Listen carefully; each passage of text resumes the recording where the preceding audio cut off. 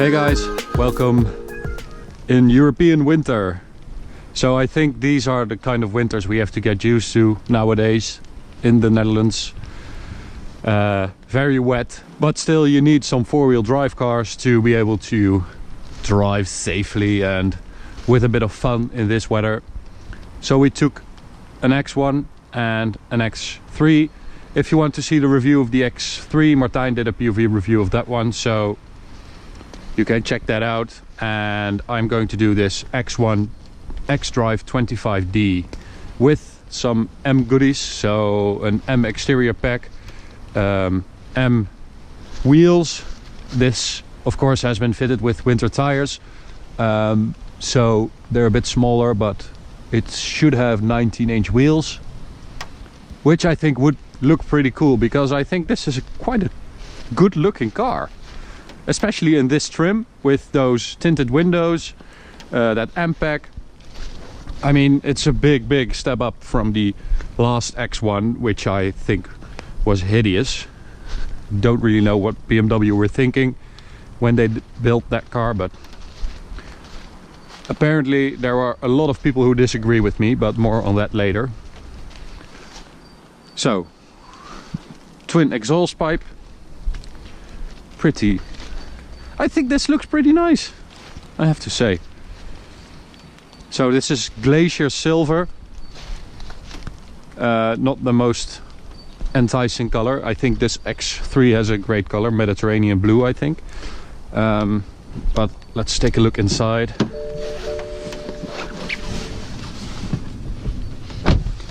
So the interior of the X1 is pretty decent, I would say. It kind of reminds me of the 2 Series Active Tourer, and for me the biggest drawback to this car's interior is this clunky gear lever, which, oh man, the normal BMW gear levers are so nice with that little click, and this is really sort of ancient. I really don't like it.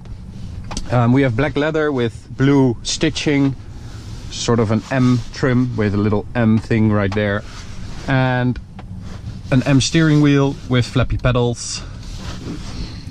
I think, apart from this stupid gear lever, I think it looks really good. It kind of looks like an expensive car, which it is, but more on that later. Let's go for a drive.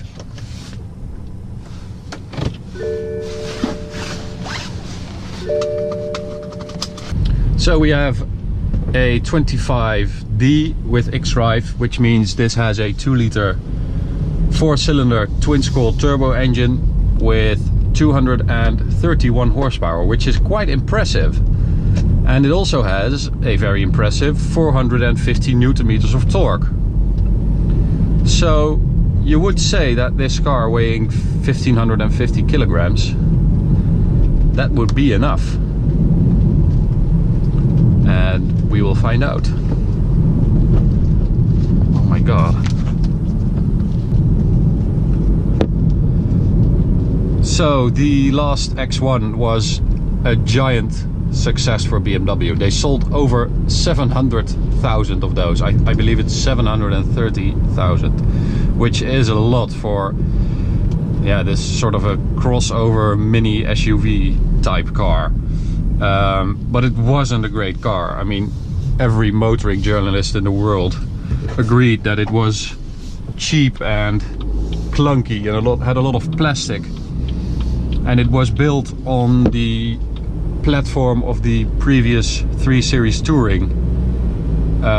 So it started with rear-wheel drive, and they built a 4-wheel drive system. And it looked really awful. I mean, it looked very awkward. Every time I saw that car, I thought, well, what was BMW thinking? So I think they took it a little more serious this time around. They built it on the same platform as the 2 Series Active Tourer and the Mini Countryman. Because that engine delivers 231 horsepower and 450 Newton meters of torque, it should be enough for this car. Let's put it in S with that hideous clunky gear lever. We could also use the pedals, but why would we? It's not a sports car, so I'm just going to floor it.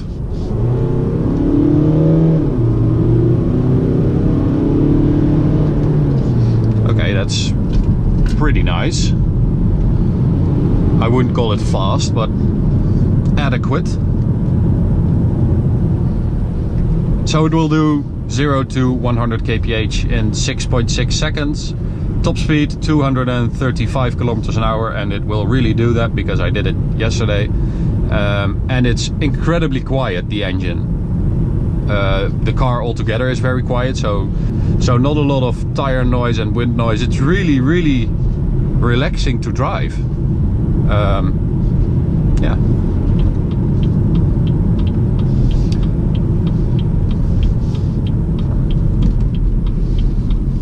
And the car doesn't feel very heavy, so when you throw it into a corner, it really behaves well. And I didn't really expect that. I thought it would be sort of a unwieldy experience, but it isn't.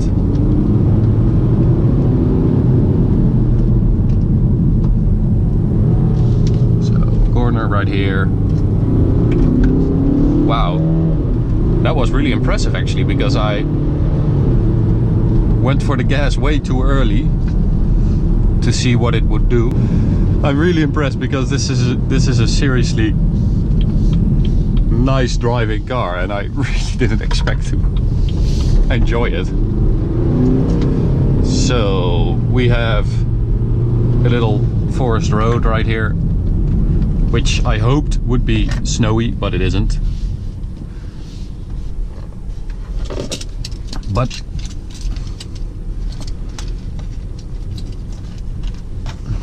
But we will be able to test this car's four-wheel drive system, which started as a front-wheel drive car, so because it's on the same platform as the 2 Series Active Tourer and the Mini Countryman,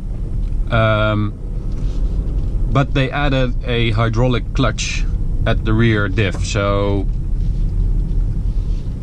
it will send power to the rear when it sort of predicts it's going to lose traction at the front. So it doesn't work like the Haldex system, which sends power to the rear only when the fronts lose grip. And you can really feel that because it doesn't struggle ever. So you don't really notice it's a front wheel drive car. And the benefit of that is, of course, that when you're driving along on just on the road, or like this on this gravel road, it saves a lot of fuel because you don't have a four-wheel drive car that's permanently X-drive.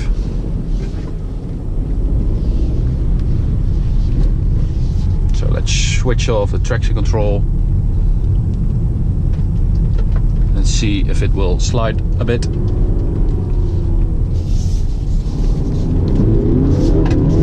Wow, no, it will not. It will grip all the way through. That was seriously impressive. So, driving off-road with this car, I mean, I know this won't be used off-road a lot, but it's a good thing to know that it really can and is very able to grip on these conditions. I mean, this is seriously impressive.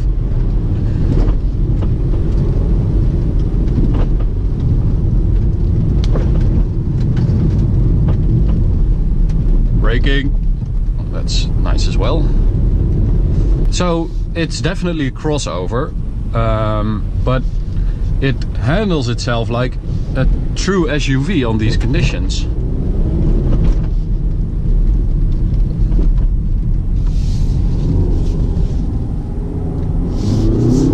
I mean, that's full throttle out of a corner, which is just very, very wet sand and a little frozen stuff, which I think is pretty incredible. Okay, so let me do a pull away from a standstill, full throttle.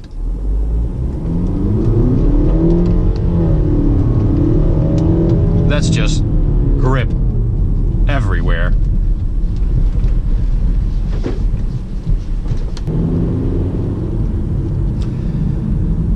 So thanks guys, I hope you enjoyed this video about the X1 25D with xDrive. I'm very impressed. I think it's a very capable car. It's very comfortable, it's quiet. It's 58,000 euros in the Netherlands. You have to decide whether you think that's worth it or not. But I mean, the capabilities of this car, both on and off-road, are quite impressive. So yeah, I quite like it actually, and I didn't think I would beforehand. So thanks guys, subscribe if you haven't yet, and you can follow us on Facebook and Instagram. Just search for @AutoTopNL, and we will see you at the next one. Bye.